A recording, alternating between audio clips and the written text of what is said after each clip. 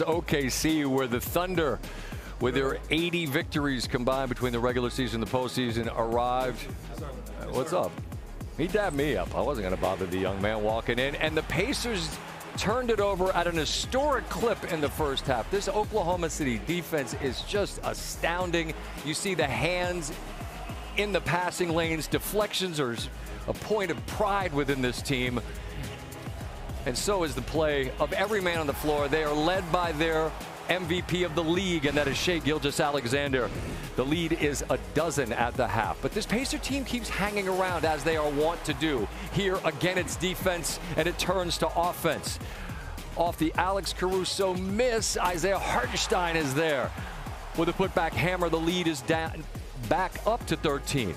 Late in the third, this felt huge. Siakam cuts it to 6. And you're thinking, all right, this Pacer team's going to sign up for 48, but then that felt massive because the MVP hits the 3, the lead's back to 9, and it quickly balloons into the fourth. Here, off the inbounds, give me that, Jalen Williams in transition. And it's a 15-point lead, but this Pacers team has made a habit of erasing 15-point leads in the playoffs, in the postseason. What a bucket from Caruso. He's got a ring from his time with LA in the bubble, and the man with the headband thinks perhaps the victory could be theirs, but again, this Pacers team keeps fighting. Obi Toppin a 3. This was a huge Miles Turner head fake off glass. You'll take it any way you can get it. And suddenly it's a 4-point game. It's 6. How about the play of Andrew Nembhard? I know Doris Burke's standing by. I cannot wait to talk about his play on both ends. Hits that there. Here, great defense. That's Lou Dort. I said he was the guy checking Haliburton on the last shot. It wasn't, it was Wallace, but that's Dort. That turns into offense on the other end from SGA. And then here it's a 3-point game. Can you get the tie? No, but Siakam right there, Eastern Conference Finals MVP, the putback. It's a 1-point game late. Who's playing defense? It's Nembhard. Make it as hard as you can. It's a little long.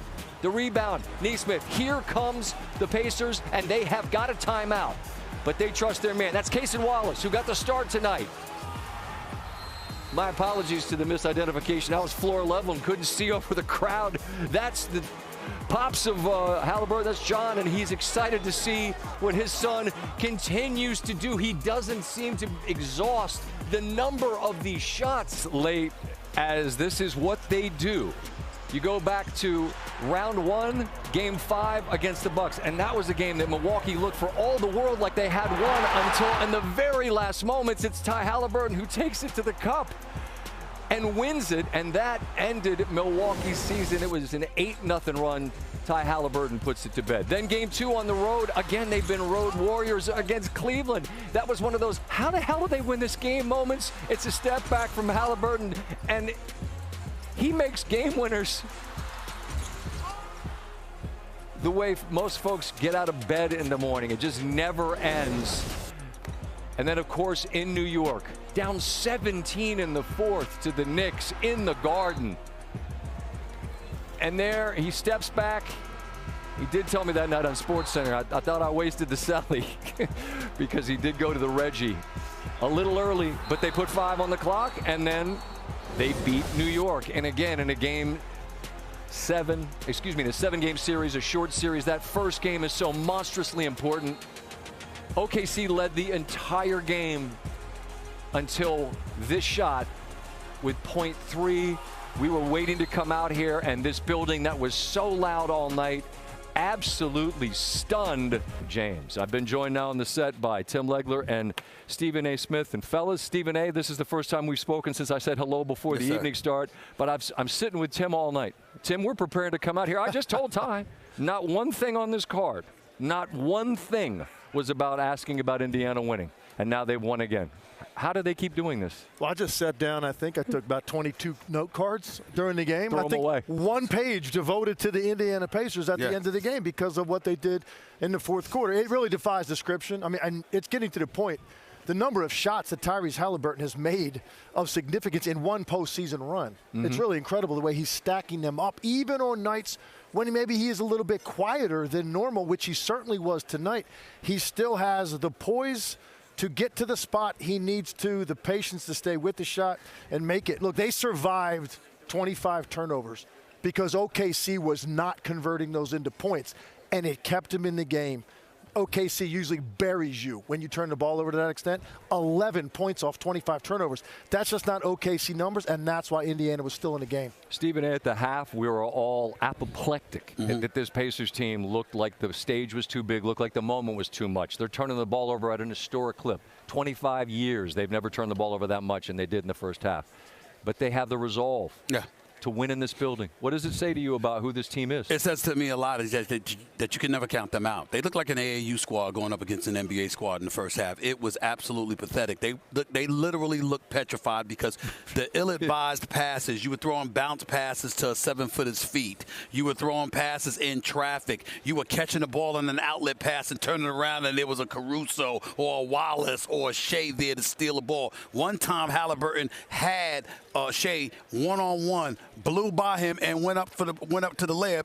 Only problem was he didn't have the ball. Shea had the ball going the other way because he stripped him on the way up. They had 19 turnovers in the first half. I thought they were going to have 35 by the end of the game because of what I saw in the third quarter after they came out. But Tim makes a good point, as always, when you talked about they weren't converting turnovers. This is OKC coming the game leading everybody in the postseason. 21 points a game off turnovers. Tonight, just 11 points.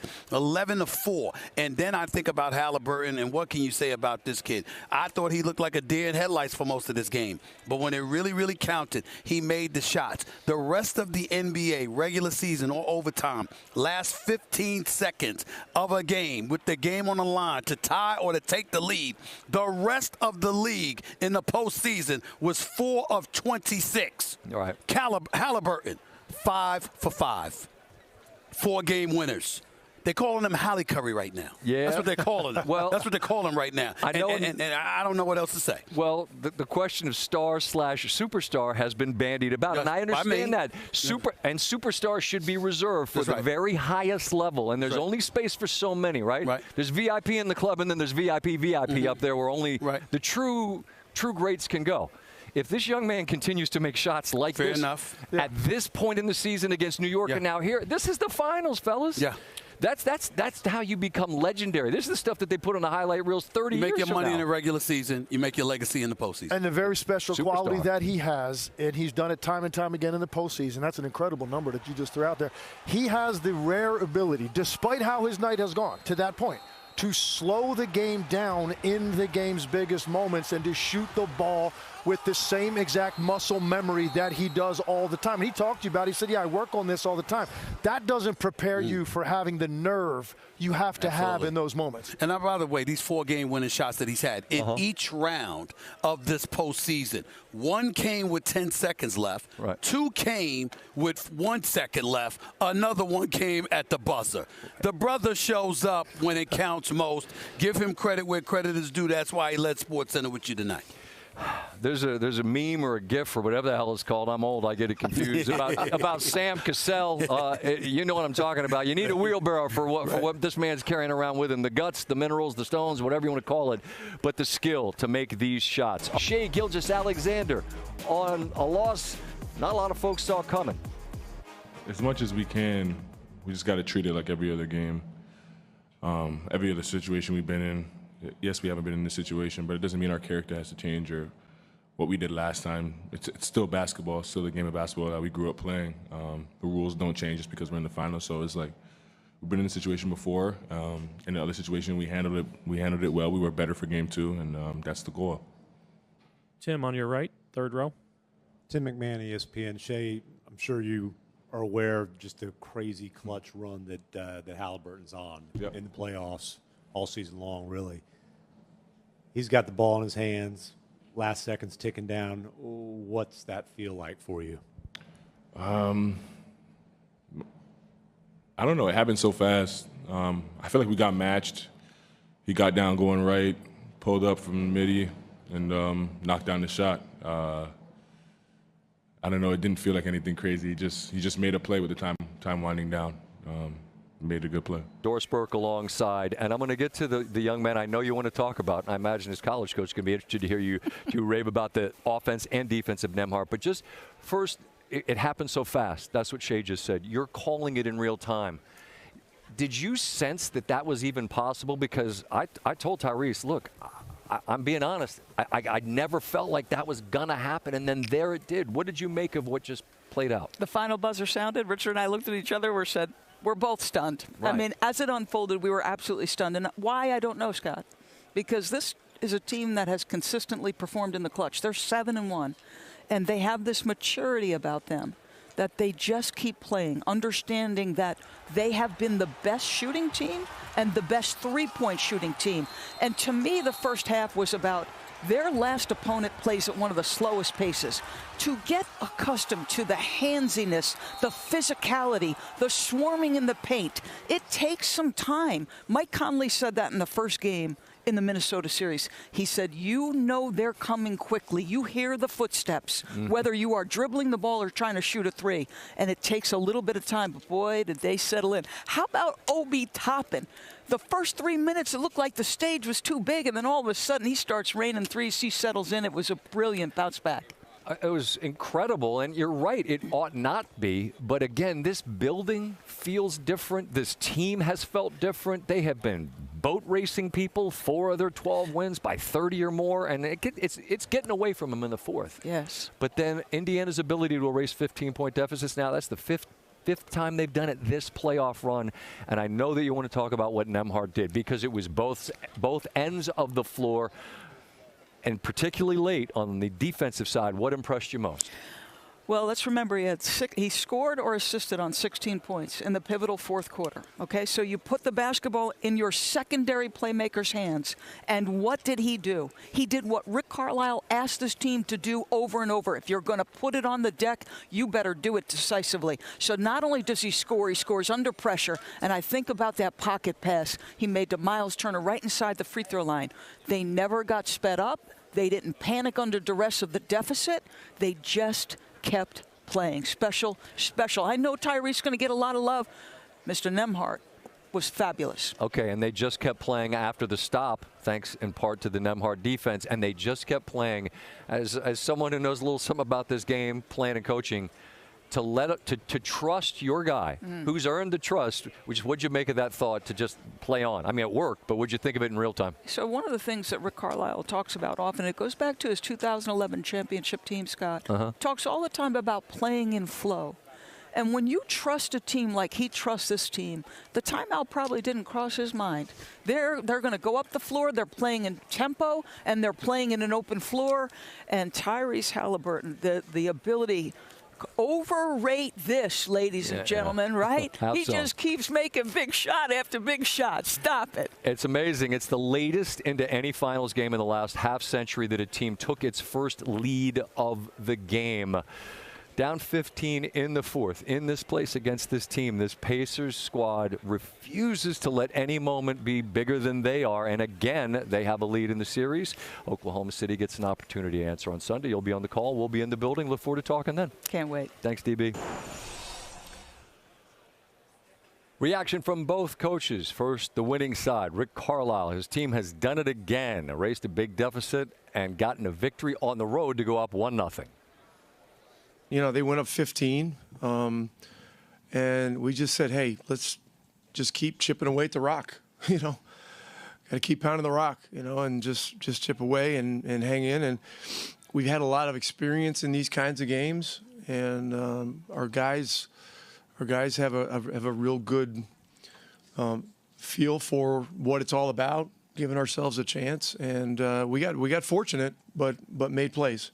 You know, you tip your hat to them. They made plays. They've done it all playoffs. This is part of their identity. They have a lot of belief. They never think they're out of it, so they play with great confidence even when their back's against the wall. They proved that tonight. And, you know, to me, that's a game that they went and got. And it's a game that we can look at and improve in a lot of different areas. And that's our challenge right now as we head into game 2. I don't know if it's touchscreen or not. If it's not, we prepared it as such, and we'll dive into that. Perk, your take on this Pacers team and their ability to continue to absorb punches and then end up landing a knockout punch. I said they wanted to make this series before the game started. This was a must-win for the Indiana Pacers, and they did that. I thought they caught them slipping. They hung around all throughout the course of the game, and then the others just kept stepping up. And I've never seen SGA get out of character, but I will say this. It was a point in that fourth quarter where he got fouled by Nembhard, and I don't know what Nembhard said to him, but SGA gave him a shove. And Nembhard walked to the free throw line, and then he gave SGA a shove. And I thought to myself, I said, oh, okay, they ready to fight. They ready to battle. And then all of a sudden we started to see Nembhard wake up on the offensive end. But I got to credit Rick Carlisle, right? Legs, SVP. You talk about maxing out guys. OB Toppin, the trust to go with that quote-unquote small lineup where you have basically OB and Pascal Siakam as your big. You space the Thunder out, and you give those guys room to operate. Just a hell of a coach, hell of a win by the Pacers, and then all of a sudden Tyrese Haliburton, he hit the nail, to send them home. And he did not have his best game. He admitted as much. So it required Obi. I thought that Turner made some big-time buckets. And Legs and I were talking a little earlier with Stephen A. about the Thunder's inability to take all those turnovers, 20 of them in the first half, and cash it to one of those monster leads. Indiana's ability to hang around because they've done it before. You know what I mean? The belief that they clearly have. They get this 1-0 victory, but the Thunder perk on Sunday come home. Same kind of spot they were in against Denver where they let a lead get away, and then they were able to rally. Took 7, but they got there. How do you think the Thunder respond? Oh, they will respond. One thing we know about this group, they got pride, and you can always watch body language. I've never seen SGA this early out of the shower in the locker rooms. He was pissed off, and he should be, rightfully so. Right? You drop a game. How dare you drop a game in the NBA Finals at the crib when you up double figures? Here's the thing that I'm disappointed about when it comes to the Thunder. Defensively, they got absolutely nothing from Chet Holmgren and Isaiah Hartenstein. We're talking about two guys that have anchored their defense, especially Chet Holmgren. He's second in the postseason behind Miles Turner in block shots. He had no impact on the game whatsoever, in a point where the coach he went small for a reason, because of the trust he have in you, Chet, at the 5. Game 4 and Game 5 of last series is the reason that Coach Dagner said I could go small against them and play you at the 5, because I got the trust and belief. You look at the box after these games, and I just circled a couple of numbers. This Pacer team, when they didn't turn it over, they made shots, 48%. They made 18 threes this game. So, I mean, that recipe, you only led for 0.3, but that's all that mattered, Legs. We got a touch screen. Yeah. What are you going to show us about how this Pacer team did what they did? Well, we're going to talk about the end of the game and what some of the things that went into that last exchange on both ends of the floor and the little details that matter a lot in these moments. And it starts right here. So you got a 1-point lead, and we're going to stop it as Shea starts to make this move. I want you to pay attention to Pascal Siakam in the strong side corner against Caruso. He knows he's playing a guy that can make a three, but not deadly. Watch the stunt that he throws at Shea to make him pick the basketball up, and it prevents him from getting to the rim. Play it here. It allows Nembhard to stay in front. That little stunt forces that shot. Very makeable shot for Shea. Doesn't get it to go. Here's the next thing I want you to see. Now, why does Rick Carlisle elect not to call timeout? He's got one. I think right off the bat, he can see Oklahoma City is completely imbalanced defensively, and this ball is going to go to Tyrese Haliburton. If Haliburton's jammed up in the backcourt, I don't think he allows him to play it out. He calls timeout. Here's the last part. Stop it one more time. You allow him to go to his right hand 3 different times. He starts to stop. He keeps going right. At no point did Cason Wallace get on that strong hand and force him back left. Tyrese Haliburton operating with space. He's not being touched up. He's able to get to the area of the floor that he wants, knowing Caruso's not going to leave Siakam. He gets a pull-up 19-footer to end it. And it looks like he understands that Wallace's balance is taking him back ever so slightly in the exact moment that he pulls, which allows him fellas to get that clean look, which feels like it's damn near impossible to get against this Thunder team. You know what's impressive, Perk? That's not really his wheelhouse shot. He likes to get to the rim, shoot the little push shot in the lane, or shoot a 3. The mid-range pull-up 18, 19-foot just natural jumper, that's not really something Haliburton typically goes to. You know what else is impressive about Haliburton and Rick Carlisle? The trust, right? We watch how many times Joe Mazzulla tried not to call timeouts to give make sure Tatum have the ball in his hands and say, hey, take us home. Rick Carlisle have the ultimate trust in this guy. And now I'm starting to realize, just watching him up and close, I'm saying Tyrese Tyrese Haliburton is probably one of the best young leaders in the game when it comes down to his leadership. I mean, he wasn't forcing anything. He wasn't rattled. He stayed in the moment. And defensively, he just kept harping at it. He's a hell of a defender, by the way. He's very underrated at what he brings to the table. All in all, great win by the Pacers tonight. They led for 0.3 seconds. I mean, for real. Yeah. It's just, and I wasn't trying to be disrespectful to the Pacers. It's just early on, you're writing down words like suffocating and hellacious. That defense, They turned them over 20 times and a half, and the Pacers looked shook. But they standing 8, and they're able to punch their way off the ropes. And as I said, they land a knockout.